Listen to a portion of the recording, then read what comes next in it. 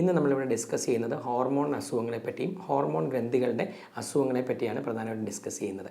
നമ്മളെല്ലാം ഹോർമോൺ അസുഖങ്ങളെ പറ്റി കേൾക്കുമ്പോൾ നമ്മൾ എപ്പോഴും കേൾക്കുന്ന രണ്ട് അസുഖങ്ങൾ സാധാരണയായി ഡയബറ്റീസും തൈറോയിഡുമാണ്. എവിടെ തിരിഞ്ഞാലും നമുക്കറിയാം ഡയബറ്റീസ്, തൈറോയിഡ്. ലോകത്തിൽ 196 മുതൽ 200 വരെ കൺട്രീസ് ഉണ്ട്. പക്ഷേ ലോകത്തിലെ വേൾഡ് ക്യാപിറ്റൽ ഓഫ് ഡയബറ്റീസ് ആയിട്ട് കണക്കാക്കുന്നത് ഇന്ത്യയും ചൈനയുമാണ്. തൈറോയിഡിൻ്റെ അസുഖങ്ങളിലും അമേരിക്ക കഴിഞ്ഞാൽ ഏറ്റവും കൂടുതൽ തൈറോയിഡ് രോഗികൾ ഉള്ളതായിട്ട് കണക്കാക്കപ്പെടുന്നത് ഇന്ത്യയിലും ചൈനയിലും. സോ തൈറോയിഡും ഡയബറ്റീസും ഒരുവിധം നമ്മൾ എപ്പോഴും കേൾക്കപ്പെടുന്നു. പക്ഷേ നമ്മൾ സ്ഥിരമായി കേൾക്കാത്ത മറ്റു പല ഹോർമോൺ ഗ്രന്ഥികളുടെ അസുഖങ്ങൾ സാധാരണയായി കണ്ടുവരപ്പെടാറുണ്ട്. സോ ഇത്രയും ഹോർമോൺ അസുഖങ്ങളുണ്ടെങ്കിലും ശരീരത്തിലെ master gland of the body എന്ന് വിളിക്കുന്നത് തലച്ചോറിനകത്തെ കൊച്ചൊരു ഗ്രന്ഥിയെ, അതിൻ്റെ പേരാണ് പിറ്റ്യൂട്ടറി.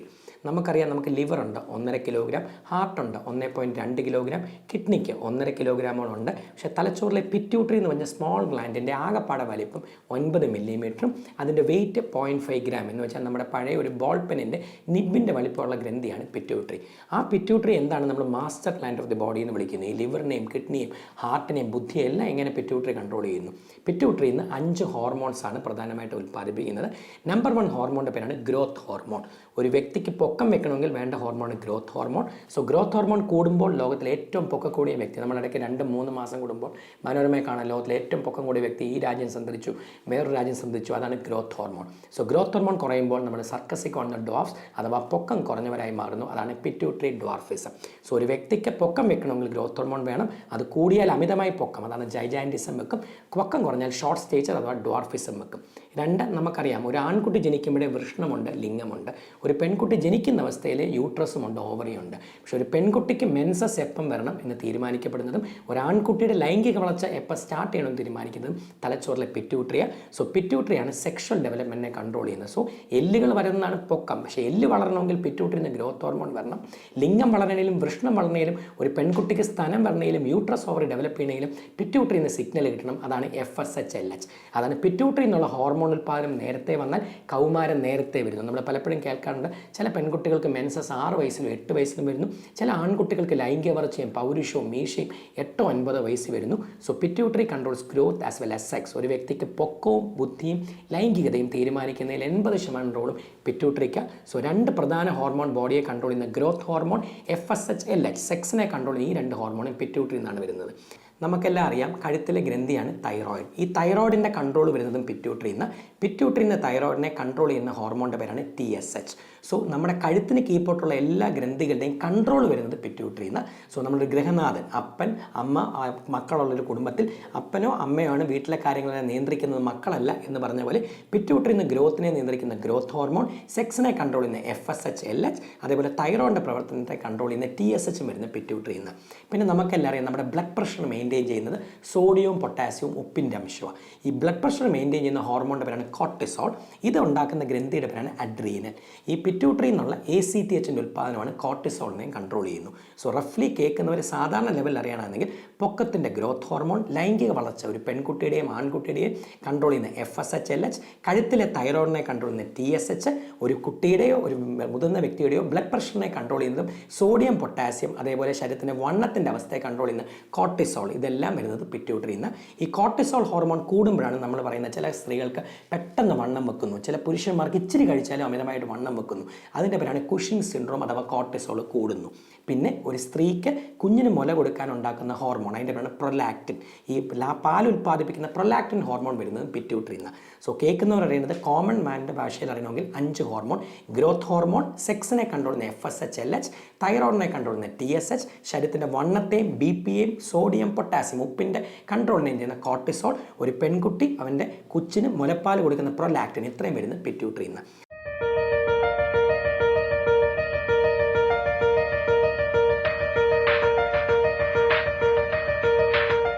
അതുകൊണ്ടാണ് നമ്മൾ പിറ്റ്യൂട്ടറിയെ master gland of the body എന്ന് വിളിക്കുന്നത്. ഇതിൽ ഏറ്റവും ഇമ്പോർട്ടൻ്റ് ആയിട്ട് നമ്മൾ കുട്ടികളുടെ വളർച്ചയെ കണക്കാക്കുന്ന പൊക്കമാണ്. പണ്ടല്ല ഒരു കൊച്ചിന് വളർച്ചയുണ്ടെന്ന് ഒരു അമ്മയുടെ അച്ഛൻ ചോദിച്ചാൽ അവർ ഫസ്റ്റ് എന്തോ പറയും, എൻ്റെ മൂത്ത കുട്ടി നന്നായിട്ട് കഴിക്കും, ഇളയ കുട്ടി കഴിക്കത്തില്ല. അല്ല, എൻ്റെ അനിയത്തിൻ്റെ മോക്ക് നല്ല വണ്ണമുണ്ട്, എൻ്റെ മോക്ക് വണ്ണമില്ല.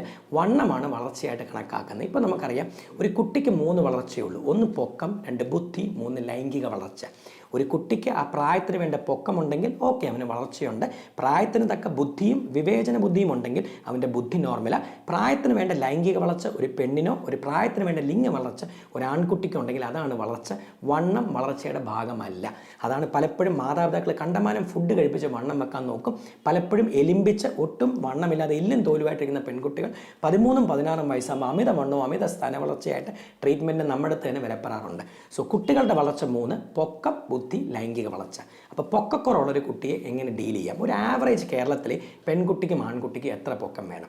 കേരളത്തിലെ കണക്ക് പ്രകാരം കേരളത്തിലെ ആവറേജ് പെൺകുട്ടികളുടെ വലിപ്പം ഹൈറ്റ് 160 സെൻറ്റിമീറ്ററും ആവറേജ് ഒരു ആൺകുട്ടിയുടെ വലിപ്പം 170 സെൻറ്റിമീറ്ററുമാണ്. സോ ഇത് കേൾക്കുന്ന മാതാപിതാക്കളുടെ കുട്ടിക്ക് നല്ല പൊക്കം വെക്കണം. എന്ത് ചെയ്യണം? ഒരു കുട്ടിയുടെ പൊക്കം 90% തീരുമാനിക്കപ്പെടുന്നത് അപ്പൻ്റെയും അമ്മയുടെയും ഹൈറ്റാണ്. സോ അച്ഛൻ്റെ അമ്മയുടെ ഹൈറ്റ് വെച്ച് ഒരു കുട്ടിക്ക്, ആൺകുട്ടിക്കോ പെൺകുട്ടിക്കോ എത്ര പൊക്കം വെക്കാം മുതിരുമ്പോൾ എന്നറിയാനൊരു ഫോർമുലയുണ്ട്. അതാണ് father's height in centimetre plus mother's in height in centimetre divided by 2. ആൺകുട്ടിക്ക് എത്ര പൊക്കം വെക്കണം, പെൺകുട്ടിക്ക് എത്ര വെക്കണം എന്നറിയാൻ ജസ്റ്റ് റഫ്ലി കേക്ക്. ഇത് കേൾക്കുന്ന പ്രേക്ഷകരായ ആൺകുട്ടി ഒരു അപ്പനോ അമ്മയ്ക്കോ 5 അടി വീതം പൊക്കമുണ്ട്. 5 അടി എന്ന് പറഞ്ഞാൽ 150 സെൻറ്റിമീറ്റർ.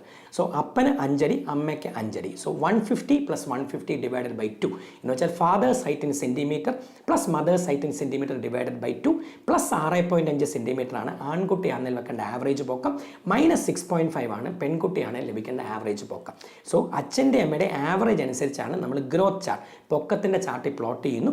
അപ്പൻ്റെ അമ്മയുടെ ആനുപാതികമായി ഒരു കുട്ടി വളരുന്നില്ല, അല്ലെ ക്ലാസ്സിലെ സമപ്രായക്കാരായ മറ്റു കുട്ടികൾ വളരുന്നത്രയും എൻ്റെ കുഞ്ഞ് വളരുന്നില്ല, അല്ലെ ഇളയ കുഞ്ഞ് മൂത്ത കുഞ്ഞിനെക്കാട്ടിലും പൊക്കം വെച്ച് കയറി.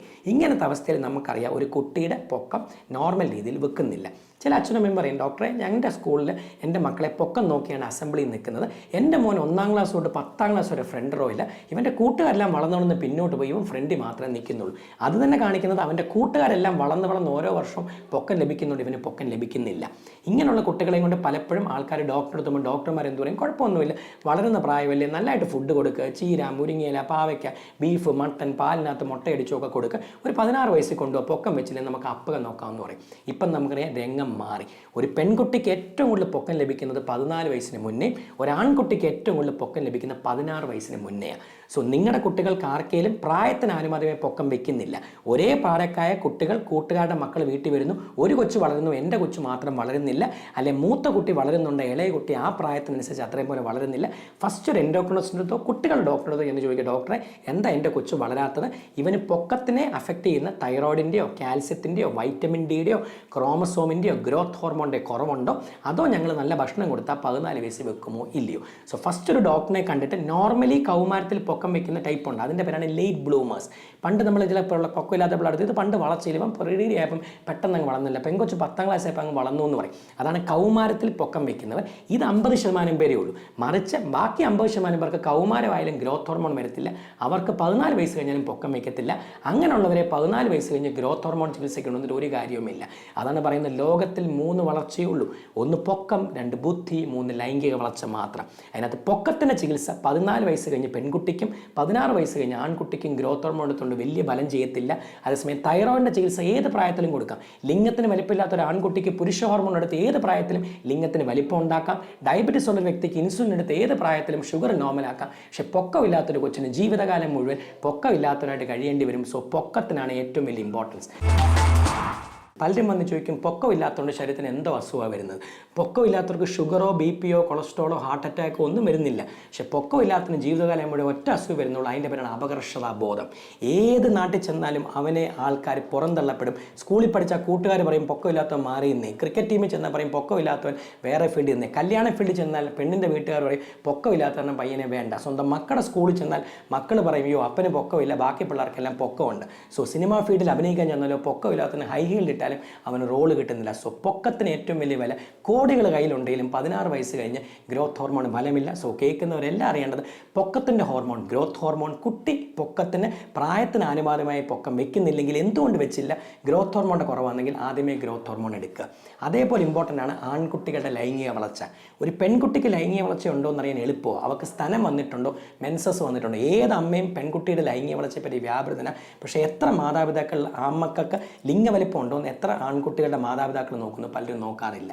സോ പലപ്പോഴും ഒരു പെൺകുട്ടിക്ക് ആർത്തവം 1 മാസം ലേറ്റായ അമ്മ എത്ര ലക്ഷം രൂപ മുടക്കിയാലും ഇവിടെയും ഗൾഫിലും നമ്മളെ കാണാൻ വന്ന് എന്ത് ഹോർമോൺ കൊണ്ടാണ് കൊച്ചിന് മെൻസസ് വരാത്തത്, അല്ലെ കൊച്ചിന് ബ്രസ്റ്റ് അല്ലെ സ്തനവലിപ്പം അമിതമായി അല്ലെ കുറഞ്ഞു പോയി, പെൺകുട്ടിക്ക് മീശ കൂടി കുറഞ്ഞു, ഇതിനെല്ലാം വരും. ആൺകുട്ടികളുടെ മാതാപിതാക്കളെ പലപ്പോഴും കാണാറില്ല. സോ ഒരു ആൺകുട്ടിയുടെ ലൈംഗിക വളർച്ച അറിയാൻ പലപ്പോഴും പാടാണ്. സോ ഓരോ പ്രായത്തിനനുസരിച്ച് ഓരോ ആണുങ്ങൾക്കും ലിംഗത്തിന് ഓരോ വലിപ്പമുണ്ട്, വൃഷ്ണത്തിന് ഓരോ വലിപ്പമുണ്ട്. സോ ഒരു നവജാത ശിശുവിന് ഇന്ത്യയിലെയോ കേരളത്തിലെ കണക്കനുസരിച്ച് ഒരു ന്യൂ ബോൺ ബേബി, ഒരു ആൺകുട്ടി ജനിച്ച ഉടനെ ലിംഗത്തിൻ്റെ ആവറേജ് വലിപ്പം 2.5 സെൻറ്റിമീറ്റർ. 10 വയസ്സിന് താഴെയുള്ള ഒരു ആൺകുട്ടിയുടെ ലിംഗത്തിൻ്റെ വലിപ്പം 5.5 സെൻറ്റിമീറ്റർ. 13 വയസ്സുള്ള ഒരു ആൺകുട്ടിയുടെ ലിംഗത്തിൻ്റെ വലിപ്പം 6.5 സെൻറ്റിമീറ്റർ. 18 വയസ്സ് കഴിഞ്ഞ് കേരളത്തിലെയോ ഇന്ത്യയിലെയോ ഒരു ആവറേജ് പുരുഷൻ്റെ ലിംഗത്തിന് ഉദ്ധരിച്ച വലിപ്പം 9.4 സെൻറ്റിമീറ്റർ. അത് 13 ആയിക്കോട്ടെ, 18 ആയിക്കോട്ടെ, 20 ആയിക്കോട്ടെ, നോർമൽ. ഒരു സ്ത്രീയുമായിട്ട് നോർമലി ബന്ധപ്പെടാൻ 9.4 സെൻറ്റിമീറ്റർ ലിംഗം മതി. സോ ഏതെങ്കിലും ഒരു വളരുന്ന കുട്ടിയുടെ അപ്പനോ അമ്മയ്ക്കോ തോന്നുന്നു മറ്റു കുട്ടികളുടെ അപേക്ഷിച്ച് എൻ്റെ മോന് ലിംഗത്തിന് വലിപ്പമില്ല, അല്ലെ മറ്റു കുട്ടികളുടെ വൃഷ്ണം അഥവാ ടെസ്റ്റിസിൻ്റെ വലിപ്പം അനുസരിച്ച് എൻ്റെ മോന് ലിംഗത്തിനും വൃഷ്ണത്തിനും വലിപ്പമില്ലെങ്കിൽ ഫസ്റ്റ് ഒരു ഡോക്ടറിനെ കണ്ട് എന്തുകൊണ്ടാണ് എൻ്റെ പയ്യന് ലിംഗത്തിന് വലിപ്പമോ മീശയോ താടിയോ വളർച്ചയില്ലാത്തത്, ഇവൻ്റെ ശരീരത്തിലെ പുരുഷ ഹോർമോൺ അഥവാ ടെസ്റ്റോസ്റ്ററോൺ അളവ് കുറവുണ്ടോ എന്ന് നോക്കുക. ഇത് കുറവുണ്ടെങ്കിൽ 13 വയസ്സിന് ശേഷം ടെസ്റ്റോസ്റ്ററോൺ ഇഞ്ചക്ഷൻ എടുത്ത് പലപ്പോഴും ടെസ്റ്റോസ്റ്ററോൺ എടുത്ത് ലിംഗത്തിന് വലിപ്പം കൂട്ടുക. പണ്ടൊക്കെ അമേരിക്കയിൽ മാത്രം അവൈലബിൾ ആയിരുന്ന പുരുഷ ഹോർമോണിൻ്റെ ജെൽ ഇപ്പോൾ അവൈലബിൾ ആണ്. ജെല്ലെന്ന് വെച്ചാൽ അതിൻ്റെ ക്രീം അവൈലബിൾ ആണ്. സോ ലിംഗത്തിന് വലിപ്പമില്ലാത്ത കൊച്ചു കുട്ടികൾ വന്നാൽ പലപ്പോഴും നമ്മൾ ഇഞ്ചക്ഷൻ എടുക്കത്തില്ല. പുരുഷ ഹോർമോണിൻ്റെ അളവ് നമുക്ക് മോറോളസ് കുറവാണെങ്കിൽ ഇവർക്ക് ലിംഗത്തിന് വലിപ്പം കൂടുന്ന ക്രീം നമ്മൾ തേക്കും. എന്നിട്ട് ലിംഗത്തിന് നോർമൽ വലിപ്പം വെക്കുന്നോ ഇല്ലയോ എന്ന് നോക്കും. സോ അറിയേണ്ടത്, നമ്മൾ വെളിയിൽ കണ്ടാൽ ദർശിക്കുന്ന ലൈംഗികതയല്ല ഒരു പുരുഷൻ്റെ ലൈംഗികത. കണ്ടാൽ അരോഗ ദൃഢഗാത്രനായിരിക്കും, നല്ല മസിൽ കാണും, വോയിസ് നല്ലതായിരിക്കും, പക്ഷേ പലപ്പോഴും ലിംഗത്തിനോ വൃഷ്ണത്തിനോ വേണ്ട വലിപ്പം വരണമെന്നില്ല, പ്രത്യുൽപാദന ശേഷിയും വേണമെന്നില്ല. സോ പിറ്റ്യൂട്ടറി ടച്ച് ചെയ്ത് ഞാൻ ബേസിക് 2 കാര്യങ്ങൾ പറഞ്ഞു.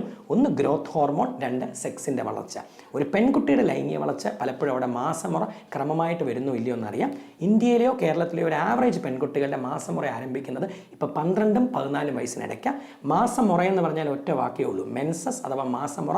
മാസത്തിലൊരിക്കൽ മുറയ്ക്ക് വരണം, അഥവാ മെൻസ്ട്രസ്, ദാറ്റ് ഇസ് മന്ത്ലി വൺസ്.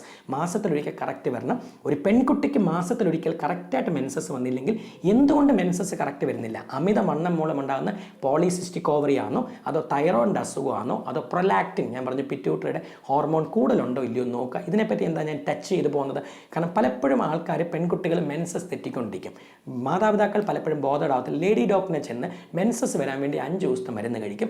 അമിതമായ മീശയുള്ള പെൺപിള്ളേർ പലപ്പോഴും ബ്യൂട്ടി പാർലറിൽ പോയി ഷേവിങ്ങും ബ്ലീച്ചിങ്ങും എല്ലാം ചെയ്ത് നല്ല സുന്ദരിയായിട്ട് പലപ്പോഴും കല്യാണം കഴിക്കും. കല്യാണം കഴിച്ച് 2 കൊല്ലം ഫാമിലി പ്ലാനിങ് ആണെന്ന് പറഞ്ഞ് ഹസ്ബൻഡ് അമേരിക്കയിലും വൈഫ് ദോഹയിലും ഒക്കെ ആയിട്ട് കഴിയും. ദിവസം 2-3 കൊല്ലം കഴിഞ്ഞ് കൊച്ചുങ്ങളില്ല എന്ന് പറഞ്ഞ് പലപ്പോഴും വരും. അപ്പം നോക്കുമ്പോഴായിരിക്കും ഇവർക്ക് സ്ത്രീ ഹോർമോണേ കാണത്തില്ല, ചിലപ്പോൾ ഓവറിയെ വർക്ക് ചെയ്യത്തില്ല, ചിലപ്പോൾ പുരുഷ ഹോർമോൺ അമിതമായിട്ടുള്ളവരായിരിക്കും, ചിലപ്പോൾ തൈറോയിഡേ കാണത്തില്ല. സോ ബേസിക്കലി എപ്പോഴും കല്യാണം കഴിച്ച് 3-4 കൊല്ലം പ്ലാനിങ്ങും കഴിഞ്ഞ് വന്ധ്യതയായിട്ട് കുട്ടികളില്ലാത്തപ്പോഴല്ല വന്ന് സെക്സ് ഹോർമോണും ബാക്കി സ്ത്രീകൾ ചെക്ക് ചെയ്യേണ്ടത്.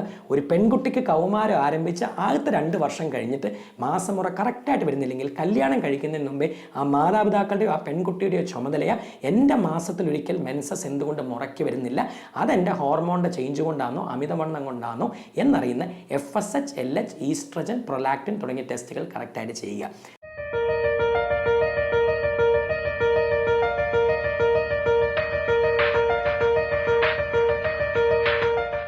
തൈറോയ്ഡ് എന്ന് പറഞ്ഞ ഗ്രന്ഥി നമുക്കെല്ലാം അറിയാം. തൈറോയ്ഡ് കഴുത്തിലെ ഗ്രന്ഥിയാണ്.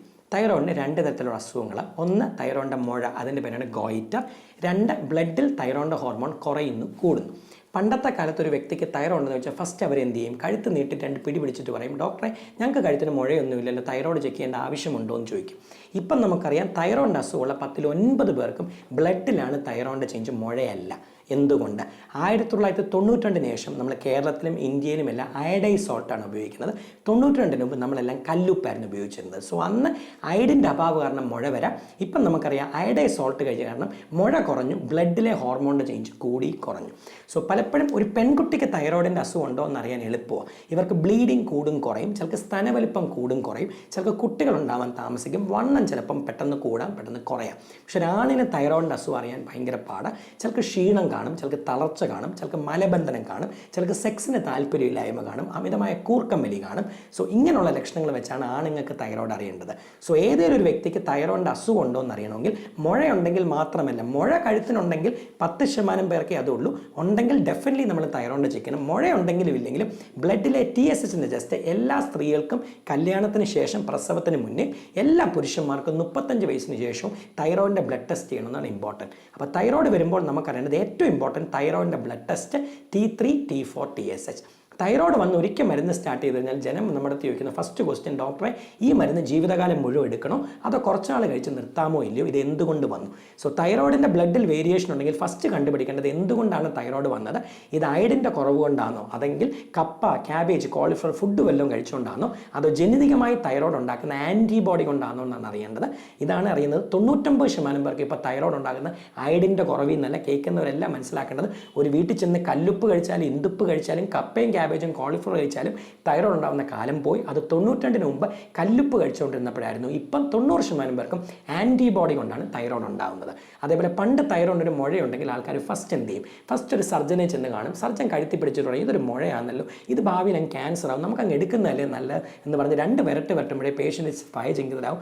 പലപ്പോഴും വിചാരിക്കും ഇതിന് ക്യാൻസർ ആവുമോ ഇല്ലയോ, തൊണ്ടവേദന വന്നാലും ഫുഡ് കഴിച്ചിട്ട് ഇറക്കാൻ പാടാണെങ്കിലും അപ്പിടി തൈറോയ്ഡ് ആണെന്ന് പേടിച്ച് ഓപ്പറേഷൻ ചെയ്യും. ഇപ്പം നമുക്കറിയാം 100 പേർക്ക് തൈറോയിഡിൻ്റെ മുഴ അഥവാ ഗോയിറ്റർ ഉണ്ടെങ്കിൽ 100ൽ 3 പേർക്കേ ക്യാൻസർ ഉള്ളൂ. ബാക്കി 97 പേർക്കും തൈറോയിഡിൻ്റെ കുത്തിയെടുത്ത് നോക്കിയാൽ അത് നോർമൽ ആയിരിക്കും. സോ തൈറോയിഡിൻ്റെ മുഴ അഥവാ ഗോയിറ്റർ കണ്ടാൽ അത് ഓപ്പറേഷൻ ചെയ്യണോ ഇല്ലയോ എന്ന് തീരുമാനിക്കുന്ന 2 ടെസ്റ്റ്. ഒന്ന്, ഫസ്റ്റ് ബ്ലഡിലെ തൈറോയിഡിൻ്റെ ഹോർമോണിൻ്റെ അളവ് നോക്കുക, അത് കുറവോ കൂടുതലോ ഉണ്ടെങ്കിൽ അതിന് മരുന്നെടുക്കുക. 2, മുഴയുണ്ടെങ്കിൽ അതിൻ്റെ സ്കാൻ ചെയ്യുക, അതാണ് അൾട്രാസൗണ്ട് ചെയ്ത് കുത്തിയെടുത്ത് നോക്കുക. അതിൻ്റെ പേരാണ് FNAC എന്ന് വെച്ചാൽ നമ്മളൊരു കല്യാണത്തിന് 200 ബിരിയാണി ഓർഡർ ചെയ്യുന്നു. നമ്മൾ ഫസ്റ്റ് ഒരു ബിരിയാണി കഴിച്ചു നോക്കി നല്ലതാണെങ്കിലും 200 എണ്ണം ഓർഡർ ചെയ്യും. അതേപോലെ ഒരു കഴുത്തിലെ ഗ്രന്ഥിയോ ഒരു സ്ഥലത്തിലോ ഒരു മുഴയുണ്ട്, ആ ഗ്രന്ഥി പൂർണ്ണമായി മാറ്റുന്നതിന് മുമ്പ് അതിൽ നിന്ന് കുത്തിയെടുത്തിട്ട് അതിൻ്റെ സാമ്പിൾ നോക്കുക. അതിൻ്റെ പേരാണ് FNAC. നമ്മുടെ നാട്ടിൽ വെറും 150-200 രൂപയുടെ ടെസ്റ്റ്. സോ തൈറോയിഡിനൊരു മുഴയുണ്ടെങ്കിൽ അത് കുത്തിയെടുത്ത് നോക്കിയിട്ട് ക്യാൻസറായിട്ട് രൂപാന്തരപ്പെടുന്ന ടൈപ്പ് ആണെങ്കിൽ ഓപ്പറേഷൻ ചെയ്യുക. പക്ഷേ അത് 100ൽ 3 പേർക്കേ ഉള്ളൂ. ബാക്കി 97 പേർക്കും തൈറോയിഡിൻ്റെ മുഴകൾ ക്യാൻസർ ആവുന്നതല്ല. മരുന്ന് കൊണ്ട് പോകുന്നതോ അല്ലെങ്കിൽ ഒന്നും ചെയ്തില്ലെങ്കിലും വർഷം അൾട്രാസൗണ്ട് ചെയ്ത് വലിപ്പം കൂടുന്നുണ്ടോ ഇല്ലയോ നോക്കി ഒബ്സർവ് ചെയ്ത് പോകേണ്ടതാണ് തൈറോയിഡിൻ്റെ ബ്ലഡ് ചേഞ്ചസും തൈറോയിഡിൻ്റെ മുഴയും. പിന്നെ കൗമാരക്കാരിലെ പലപ്പോഴുമുള്ള ഹോർമോൺ പ്രശ്നങ്ങൾ. പല കൗമാരക്കാരും പല ഹോർമോൺ പ്രശ്നങ്ങളായിട്ട് വരും. ഇതിൽ ഏറ്റവും കൂടുതൽ അപകർഷാബോധം അനുഭവിക്കുന്ന പലപ്പോഴും പുരുഷന്മാർ തന്നെ. കാരണം സ്ത്രീകളുടെ പ്രശ്നങ്ങൾ കുറേയൊക്കെ കോസ്മെറ്റിക്, ലേസർ സർജറി എല്ലാം കൊണ്ട് മാറ്റാൻ പറ്റും.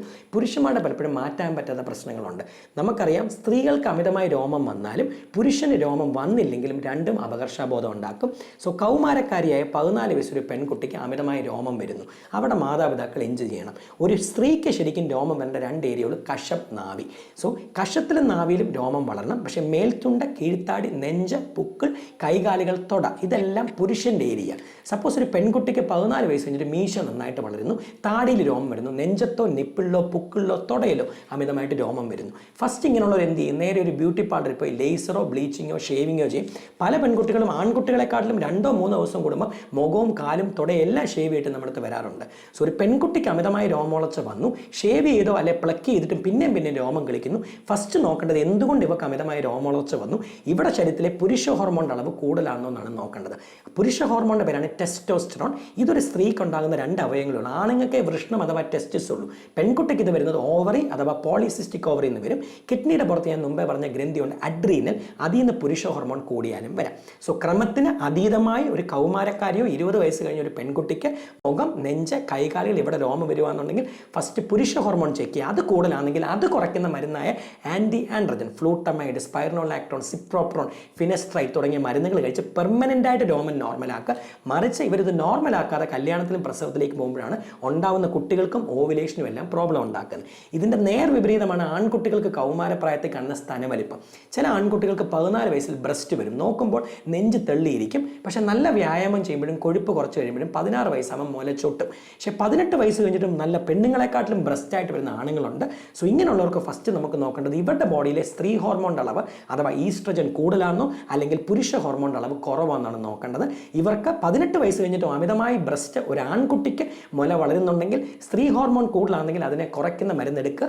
അവൻ്റെ പുരുഷ ഹോർമോൺ അഥവാ ടെസ്റ്റോസ്റ്ററോൺ കുറവാണെങ്കിൽ അത് കൂട്ടാനുള്ള ഇഞ്ചക്ഷൻ എടുത്ത് അവൻ്റെ മുല വലിപ്പം നോർമലാക്കുക. ചില ആൾക്കാർക്ക് പ്ലാസ്റ്റിക് സർജറി അഥവാ ലൈപ്പോസൻ ചെയ്ത് ബ്രസ്റ്റ് നോർമലാക്കേണ്ടി വരാറുണ്ട്. ഇതിൻ്റെ ഒരു വശം കൂടാണ് ആൺകുട്ടികൾ രോമവലിപ്പം ഇല്ലാതെ വരുന്നത്. പല പയ്യന്മാരും ചില നടന്മാരുൾപ്പെടെ നമ്മുടെ അടുത്ത് പലപ്പോഴും ട്രീറ്റ്മെൻറ്റ് വരുമ്പോൾ പറയും, ഡോക്ടറെ ബോഡിയിൽ രോമവലിപ്പം ഒട്ടും ഇല്ലല്ലോ, നാവിയിലും കഷത്തിലും ഉണ്ട്, ലിംഗത്തിന് നല്ല വലിപ്പമുണ്ട്, പക്ഷേ ഫേസ് മീശ വരുന്നില്ല, താടി വരുന്നില്ല. കല്യാണമെങ്കിൽ പലപ്പോഴും വീട്ടിൽ ചെല്ലുമ്പോൾ പെമ്പിള്ളാരുടെ അച്ഛനും മെമ്പറും നിന്നെ കണ്ട പ്രായം തോന്നത്തില്ല, ഒരു പയ്യൻ ലുക്ക, 28 വയസ്സെന്ന് പറഞ്ഞാൽ അവരാരും വിശ്വസിക്കുന്നില്ല. സോ പലപ്പോഴും കല്യാണം നടക്കുന്നില്ല. നമ്മൾ പലപ്പോഴും വിചാരിക്കുന്ന പോലെ ആൺകുട്ടികൾക്ക് പല കാര്യം കൊണ്ട് കല്യാണം നടക്കാതിരിക്കാം. പല പയ്യന്മാരും നമ്മുടെ തോന്നുന്നു, ഡോക്ടറെ മീശ ഉണ്ടാക്കാൻ വല്ല വഴിയുണ്ടോ? നമ്മൾ ഫസ്റ്റ് അവന് മീശ ഉണ്ടോ ഇല്ലയോ എന്ന് മുമ്പ് നോക്കുന്നത് കഷത്തിലും നാവിനും രോമമുണ്ടോ, ലിംഗത്തിന് വലിപ്പമുണ്ടോ. ഒരു ആൺകുട്ടിക്ക് മുഖത്ത് രോമമില്ല, നെഞ്ചത്തിന് രോമമില്ല, പക്ഷെ ലിംഗത്തിന് വലിപ്പമുണ്ട്, അവൻ്റെ കഷത്തിലും നാവിനും രോമമുണ്ട്. നമുക്കറിയാം അവൻ പൂർണ്ണകായക പുരുഷനാണ്, പക്ഷെ അവൻ്റെ ബോഡിയിൽ രോമം വരുന്നില്ല, അത് മാത്രമേ ഉള്ളൂ. സോ അങ്ങനെയുള്ളവർക്ക് ഫസ്റ്റ് നമ്മൾ പറയും പുരുഷ ഹോർമോണിൻ്റെ അളവ് നോക്കുക, അത് കുറവുണ്ടെങ്കിൽ ഇഞ്ചക്ഷൻ എടുക്കുക. പുരുഷ ഹോർമോൺ നോർമൽ ആണെങ്കിൽ ഇഞ്ചക്ഷൻ എടുത്തു കഴിഞ്ഞാൽ പലപ്പോഴും സൈഡ് എഫക്റ്റ് വരും. ഇത് ജനറലായിട്ട് ഹോർമോൺസിൻ്റെ എല്ലാം പ്രിൻസിപ്പിളാണ്. നിൻ്റെ ബോഡിയിൽ ഹോർമോൺ ഇല്ലെങ്കിൽ നീ വെളിയിൽ നിന്ന് എടുത്തു, നിൻ്റെ ബോഡിയിൽ ഉണ്ടെങ്കിൽ നീ അമിതമായിട്ട് എടുത്താൽ നിനക്ക് സൈഡ് എഫക്റ്റ് വരും. എന്ന് വെച്ചാൽ നിൻ്റെ ബോഡിയിൽ പുരുഷ ഹോർമോൺ ഉണ്ട്, നീ ജിമ്മിൽ പോയി വർക്കൗട്ട് ചെയ്യുന്നു, മസിൽ വെക്കുന്നില്ല, മസിൽ വെക്കാൻ വേണ്ടി പുരുഷ ഹോർമോൺ അമിതമായിട്ട് എടുത്താൽ നിനക്ക് പ്രോസ്ട്രേറ്റിന് ക്യാൻസർ വരത്തേ ഉള്ളൂ. നിൻ്റെ ബോഡിയിൽ വണ്ണമുണ്ട്, പക്ഷേ തൈറോയിഡ് നോർമലാണ്, നീ തൈറോയിഡ് എടുത്ത് വണ്ണം കുറയ്ക്കാൻ നോക്കിക്കഴിഞ്ഞാൽ നിൻ്റെ നെഞ്ചിരിപ്പ് കൂടത്തേ ഉള്ളൂ. നിൻ്റെ ബോഡിയിൽ ഷുഗർ ഇല്ല, നോർമലാണ്, എന്നിട്ട് നീ ഇൻസുലിൻ എടുത്താൽ ഷുഗർ കുറഞ്ഞ് നീ മരണപ്പെടത്തേ ഉള്ളൂ. സോ ബോഡിയിലെ ഹോർമോണിൻ്റെ അളവ് നോക്കിയിട്ടേ ഹോർമോൺ ചികിത്സ എടുക്കാവും, അല്ലെങ്കിൽ അത് വിപരീത ഫലം ചെയ്യും. സോ മീശയും താടിയില്ലാത്ത ആണിന് പുരുഷ ഹോർമോൺ നോർമൽ ആണെങ്കിൽ പുരുഷ ഹോർമോൺ ഇഞ്ചക്ഷൻ എടുക്കാൻ പാടില്ല. ഇങ്ങനെയുള്ളവർക്ക് ഞാൻ മുമ്പേ പറഞ്ഞ പുരുഷ ഹോർമോണിൻ്റെ ജെൽ ഇപ്പോൾ അവൈലബിളാണ്. അതാണ് ടെസ്റ്റോസ്റ്ററോൺ ജെല്ലുണ്ട്. അത് മുഖത്തോ കൈകാലുകളിലോ ഒരു പരിധിവരെ തേച്ചാലും, പണ്ട് കഷണ്ടിക്ക് ഉപയോഗിക്കുന്ന മിൻടോപ്സിന് ഡ്രോപ്സ് തേച്ചാലും ഒരു പരിധിവരെ രോമവലിപ്പം ഉണ്ടാക്കാൻ ഇവർക്ക് സാധിക്കും. ഇതേപോലെയാണ് സ്തനവലിപ്പം ഇല്ലാത്ത പെൺകുട്ടികൾ. പല മാതാപിതാക്കളും വന്ന് ഡോക്ടറെ പെൺകൊച്ചിന് കല്യാണപ്രായമായി, കൊച്ചിനെ കണ്ടാൽ ഒരു പുഷ്ടിയില്ല, ഒരു ആരോഗ്യം വെക്കുന്നില്ല, കല്യാണാലിന് പലതും വന്ന് മുടങ്ങിപ്പോകുന്നു, കുറച്ച് വണ്ണം വെപ്പിക്കാൻ എന്തെങ്കിലും മരുന്ന് തരുമോ എന്ന് ചോദിക്കും. ഈ വണ്ണം വെപ്പിക്കാൻ നമ്മൾ കൊടുക്കുന്ന മരുന്നിൻ്റെ പേരാണ് കോർട്ടിസോൾ അഥവാ സ്റ്റിറോയിഡ്. ഇപ്പോഴും നമുക്കറിയാം ചില TV ചാനൽ കണ്ടാൽ അതിൻ്റെ നടുക്ക എന്നും റോളിംഗ് ഉണ്ട്, CV-ലൊക്കെ വൈകുന്നേരം നിറഞ്ഞ മാറിടത്തിന് ഇന്ന മരുന്ന് ഇന്ന ഫോൺ നമ്പറിൽ സമീപിക്കുക എന്ന് പറഞ്ഞ് പഴയ ഒരു സിനിമാണിയുടെ ഫോട്ടോകൾ കൊടുത്ത് വെച്ചേക്കും. അപ്പം നമ്മുടെ ആൾക്കാർ പലപ്പോഴും അലോപ്പതി ഡോക്ടറിനെ കണ്ടു, ഇപ്പോൾ നമ്മളെ കാണുന്നു, അല്ലെ ഓൾ ഇന്ത്യൻ ഇൻസ്റ്റിറ്റ്യൂട്ടിൽ പോകുന്നു, വെല്ലൂർ പോകുന്നു, സ്ഥാനവലിപ്പം കൂട്ടാൻ ഒരു എൻഡോക്രോണസിന് മരുന്ന് തരുന്നില്ല, പക്ഷേ ഈ പത്രത്തിൽ എഴുതി കട്ടിങ്ങിൽ അങ്ങോട്ട് ഇട്ട് അവർ പൊടി അയച്ചു തരും. ആ പൊടി കഴിക്കുമ്പോൾ കുറച്ച് കഴിഞ്ഞ് കൊച്ചിന് നല്ല പുഷ്ടിയും വണ്ണം വരും. ഇതേപോലെയാണ് നമ്മുടെ ബ്രോയിലർ ചിക്കനെ കുത്തിവെച്ച് വണ്ണം ഉണ്ടാക്കി നമ്മുടെ നാട്ടിൽ കൊണ്ടുവന്ന് വിൽക്കുന്ന പോലെ ഈ വണ്ണം ഉണ്ടാക്കാൻ കൊടുക്കുന്ന ഹോർമോണിൻ്റെ പേരാണ് കോർട്ടിസോൾ സ്റ്റിറോയിഡ്. ഇതിൻ്റെ ഗുളികൾക്ക് നമ്മുടെ നാട്ടിൽ 25 മുതൽ 50 പൈസയേ ഉള്ളൂ. 10 കോർട്ടിസോൾ ടാബ്ലറ്റ് പൊടിച്ച് ഒരു ലേഹ്യം കൂടെ കലക്കി കൊടുത്തു കഴിഞ്ഞാൽ നന്നായിട്ട് പുഷ്ടി, പഴയ നമ്മുടെ സിനിമാടിമാരെ അമ്മമാരെ പെട്ടെന്ന് നായികയാക്കിയെന്ന് പറഞ്ഞ പോലെ കോർട്ടിസോൾ എടുത്താൽ പെട്ടെന്ന് വീർത്ത് വണ്ണം വെക്കും. പക്ഷേ എടുത്താൽ നല്ല സുന്ദരി കുട്ടിയായിട്ട് ചബ്ബിയായിട്ടിരിക്കും. പക്ഷേ ഇതിൽ നിന്ന് തന്നെ ഷുഗറും കൊളസ്ട്രോളും ബ്ലഡ് പ്രഷറും വന്ധ്യതയും ഒരു പരിധിവരെ സൈക്കാട്രിക് കോംപ്ലിക്കേഷൻ. ഇതാണ് പെട്ടെന്ന് ഹോർമോൺ കഴിച്ച് വണ്ണം വെക്കുന്നവർക്ക് പെട്ടെന്ന് ദേഷ്യം, ഇറിറ്റേഷൻ, കലി, സെക്ഷൽ ഓവർടോൺസ്, തലമുടി പൊഴിച്ചിലെല്ലാം വരാൻ സാധിക്കും. സോ ബ്ലഡിൽ ഹോർമോണിൻ്റെ അളവ്, സ്തനവലിപ്പോ വണ്ണമില്ലാത്തൊരു സ്ത്രീക്ക് ബ്ലഡിൽ സ്ത്രീ ഹോർമോണോ ഈസ്ട്രജനോ കോർട്ടിസോളിൻ്റെ അളവ് കുറവാണെങ്കിൽ മാത്രമേ ഈ ഹോർമോൺ എടുക്കാവൂ. നോർമൽ ഉള്ളവർക്ക് പുഷ്ടിപ്പെടാൻ വേണ്ടി എടുത്താൽ അതിൽ നിന്ന് സൈഡ് എഫക്റ്റ് മാത്രമേ കിട്ടൂ. സോ ശരീര സൗന്ദര്യത്തിന് വേണ്ടി ഹോർമോൺസ് ഉപയോഗിക്കാം, പക്ഷേ ഉപയോഗിച്ചാൽ ബ്ലഡിലെ അളവ് നോക്കിയിട്ട് സൈഡ് എഫക്റ്റ് ഇല്ലാത്ത രീതിയിൽ മാത്രം ഉപയോഗിക്കുക. So effect and side effects are both common with hormone treatment. So you check your hormone levels properly and then take a hormone treatment. അതാണ് ഏറ്റവും ഇമ്പോർട്ടൻറ്റ്.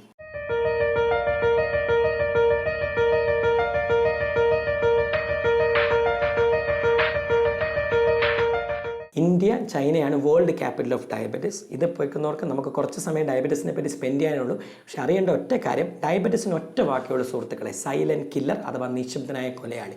നമ്മുടെ നാട്ടിൽ നമ്മുടെ ഫ്രണ്ട് ഇരിക്കുന്ന ഒരു വ്യക്തി നിനക്ക് ഷുഗർ ഉണ്ടോ എന്ന് ചോദിച്ചാൽ അവൻ ഫസ്റ്റ് എന്ത് പറയും, ഷുഗർ ഒന്നും ചെക്ക് ചെയ്തിട്ടില്ല, പക്ഷേ എനിക്ക് ഷുഗർ വരാൻ കാര്യമൊന്നുമില്ല, ഞാൻ ദാഹമൊന്നുമില്ല, മുറിവൊന്നും അപ്പക്കരിയും, അല്ലാതെ ഞാൻ പഞ്ചസാരയിട്ട് കുടിക്കത്തില്ലല്ലോ, എൻ്റെ കുടുംബത്തിൽ ആർക്കും ഷുഗറില്ല, എനിക്ക് ചെക്ക് ചെയ്യേണ്ട ആവശ്യമില്ല എന്ന് പറയും. അപ്പം നമ്മൾ നോക്കുമ്പോൾ ദാഹം, പരവേശം, ക്ഷീണം, മുറിവ് വരുമ്പം പഴുക്കുന്നു, അല്ലെ ലിംഗത്തിൻ്റെ അവിടെ ചൊറിഞ്ഞു പൊട്ടുന്നു, അല്ലെ പഞ്ചസാര കണ്ടമാനം കഴിക്കുന്നു. ഇവർക്ക് ചെയ്യുന്നവർക്ക് മാത്രമേ ഷുഗർ വരുമെന്ന്, ഒരിക്കലുമല്ല. ചിലപ്പോൾ പഞ്ചസാര കിലോ കണക്കിന് കുടിക്കുന്നവനും ഒരു വ്യായാമം ചെയ്യാതെ 3 നേരം ചോറ് മൂക്കുമുട്ട് അടിക്കുന്നവനും നോക്കുമ്പോൾ ഷുഗർ നോർമലായിരിക്കും. മറിച്ച് നല്ല വ്യായാമം ചെയ്ത് ജിമ്മിൽ പോയി വർക്കൗട്ട് ചെയ്യുന്നതിന് പെട്ടെന്നൊരു ക്ഷീണം വന്ന് ഷുഗർ കഴിക്കുമ്പോൾ 400 ആയിരിക്കും. എന്ന് വെച്ചാൽ ഇന്ന വ്യക്തിക്ക് ഇന്ത്യക്കാരനായിട്ട് ഷുഗർ വരുമോ ഇല്ലയോ എന്നറിയാൻ ഒരു വഴിയുമില്ല.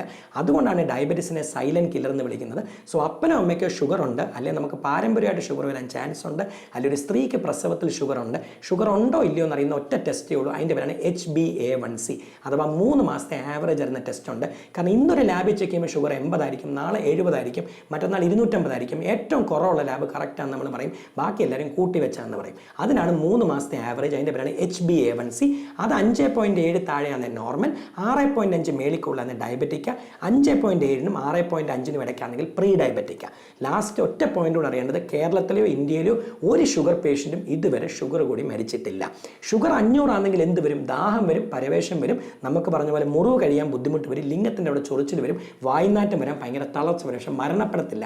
ഷുഗർ കുറഞ്ഞു പോയി മരിച്ചവരുണ്ട്. ഷുഗറിൻ്റെ അമിതമായ ഇൻസുലിൻ എടുത്താലോ, നമുക്ക് ഇഷ്ടമില്ലാത്തൊരു വ്യക്തിക്ക് നമ്മൾ അമിതമായ ഇൻസുലിൻ കുത്തി വെച്ചിട്ട് രാത്രി അവരെ ഭക്ഷണം കൊടുക്കാനായിട്ടല്ലോ വെളുപ്പിനെ ഷുഗർ ഡൗൺ ആയി ജന്നി വന്നവർ മരിച്ചു പോകാം. പക്ഷേ ഷുഗർ കൂടി ആരും മരണപ്പെടാറില്ല. ഷുഗർ രോഗി ഇന്ത്യയിലോ കേരളത്തിലോ മരണപ്പെടുന്ന 2 അസുഖങ്ങളേ ഉള്ളൂ. ഒന്നീ ഹാർട്ട് അറ്റാക്ക് അല്ലെങ്കിൽ കിഡ്നി ഫെയിലർ. അതാണ് ഷുഗർ കൂടി ആരും മരിച്ചായിട്ട്. നമ്മുടെ അപ്പനോ അപ്പൂപ്പനോ മരിച്ചാൽ ഷുഗർ ഉണ്ടായിരുന്നു, പെട്ടെന്ന് ഹാർട്ട് അറ്റാക്ക് വന്ന് വേദന അറിഞ്ഞില്ല, അല്ലെങ്കിൽ കിഡ്നിക്കിടയ്ക്ക് മൂത്രം പോകുന്നില്ല, പെട്ടെന്ന് കിഡ്നി ഫെയിലായി, ആരും ഡോണർ കൊടുക്കാനില്ല, പെട്ടെന്ന് മരിച്ചുപോയി. സോ ഷുഗർ ഒറ്റയ്ക്ക് ഹാർട്ട് അറ്റാക്കും കിഡ്നി ഫെയിലർ ഉണ്ടാക്കത്തില്ല. ഷുഗറിൻ്റെ കൂടെ ഉണ്ടാകുന്ന ബിപിയും കൊളസ്ട്രോളുമാണ് ഇത് രണ്ടും ഉണ്ടാക്കുന്നത്. സോ ഷുഗർ പേഷ്യൻ്റ് അടുത്ത് കൊളസ്ട്രോൾ ചോദിച്ചാൽ എടുത്ത വയൽ എന്ത് പറയും? ഡോക്ടർ ഞാൻ ബീഫ് മട്ടൻ കഴിക്കത്തില്ലല്ലോ, ഞങ്ങളൊക്കെ അധ്വാനിക്കുന്നത്, ഞങ്ങൾക്ക് കൊളസ്ട്രോൾ ഇല്ല. നോ, ടോട്ടൽ കൊളസ്ട്രോൾ ഇങ്ങനെയുള്ളവർക്ക് നോർമൽ ആയിരിക്കും. പക്ഷേ ചീത്ത കൊളസ്ട്രോൾ LDL കൂടും, നല്ല കൊളസ്ട്രോൾ താഴും.